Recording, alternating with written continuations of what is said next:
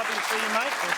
Thank you for watching, and your questions for the team. Let's start with Matt, and we'll work our way down. Matt, what do you think is the best way to reduce the budget deficit, given that we're just not living within our means? Look, if you look at what's grown over these past few years, as I just mentioned the figures, the big growth has been in social security and in, wait for it, green energy schemes. So on the latter one's easy, right? Latter one, they just need to go. And it's probably hasn't just got the attention that deserves in this election, but we have committed to ending the ridiculous $14 billion we're spending on hydrogen projects. They've all failed. They've all failed. 8 of them have fallen over in the last year, and yet we're wasting your money on this pipe dream that Labor still... They won't mention it much anymore because it's an absolute failure. End that. We've committed to doing that. So we will reduce the budget deficit in that way. And the other one, of course, has to be a proper look at the National Disability Insurance Scheme. It is a worthwhile scheme. I fully support helping those people who are disabled, but I refuse to believe that 1 in 10 young boys in this country need government assistance. It's not rightly set up right now, and that's another big growth item that needs to be looked at. Pauline, about specifically that budget deficit, we know that structurally it's there for the next not 10 but 40 years. It is. Under the One Nation policy, which we released in February, is to reduce the budget by $90 billion a year, and it is to get rid of the climate change department, and that will save $30 billion a year. This has all been costed, Paul. We're the only political party that wants to get out of the Paris Agreement, and then common sense to run our own country and not letting foreign investors or the other people making profits out of us at the demise of many Australians and rising cost of electricity. Also, it can be tackled with the educational department duplication in the states. Those states should be handling education.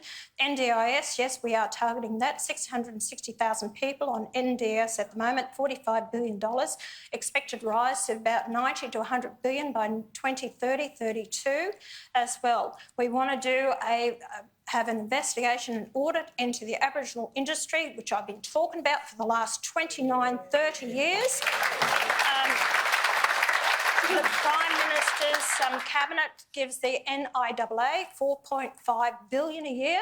The other departments, their grants is $11 billion from other government departments, and also another $12.5 billion.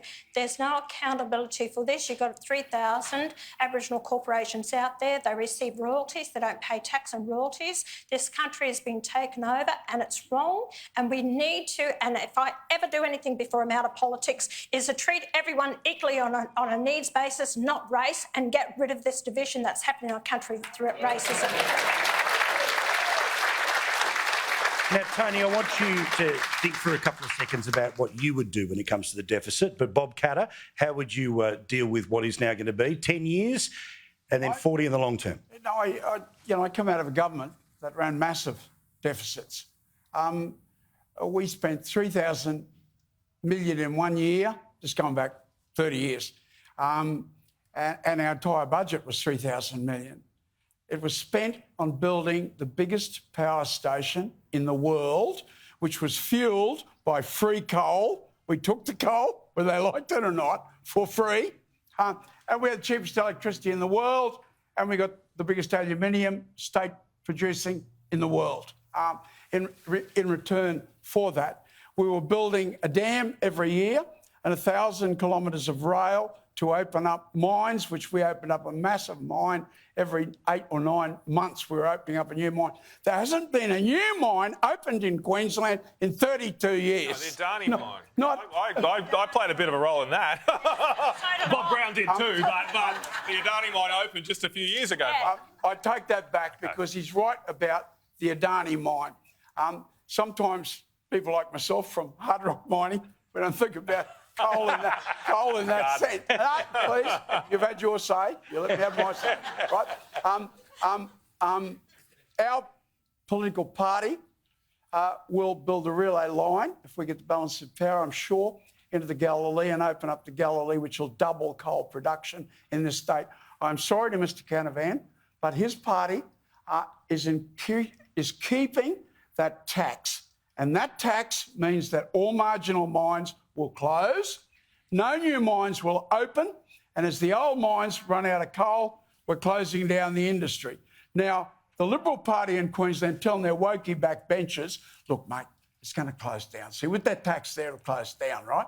And they're saying to the public, oh, we would never, do anything to close down the coal industry, when you, in fact, are closing it down. You're keeping that charge in there. And look, honestly, I just reached a stage in my life where I'm sick and tired of hypocrisy, and I just get it every day, and it just makes me madder and madder. Well, I'm not as well advanced in seniority as your good self, but I feel it every day too, Bob. Don't worry. You're amongst friends in that feeling. Matt, your response to that, though. I mean, let's respond to that. Obviously, it's Queensland state matters versus federal party, all the rest of it here. But what's your thoughts about how an incoming LNP government would either be able to better negotiate with Queensland to get rid of it or to do something to override it? Well, look, I mean, it is a state issue, as you say, Paul. The LNP just up the road across the border have been elected not to change the coal royalties in Queensland. So they won't be doing that. I believe governments should stick to their promises. They were elected on that promise, and I won't ask a government to break a promise with people that they've been elected on. So that's the reality of that. There does need to be a look at that over time. The big issue there is the thresholds haven't been changed for years, yet costs have gone up enormously. What would be good is if we can get the costs back down. So the cost of mining a tonne of coal now in Queensland is for often well over $100 a tonne, where the higher royalties kick in. It used to be $70 or $80 a tonne. It's gone up a lot just in the last few years. Energy's a big deal. Red tape's a big deal. And those are the things the federal government can try and fix to bring those costs down, and the royalties won't matter as much. All right, Tony, your question was about the deficit. What would you do if you could be Prime Minister for 12 hours and you can have half of a hilltop home somewhere? What would you do with the deficit? I think we just need to try and cut expenses. And some of the areas that the National Party were talking about was cutting the expenses in Canberra, cutting the public service back to the bare minimum. All right, good stuff, Tony. Appreciate it.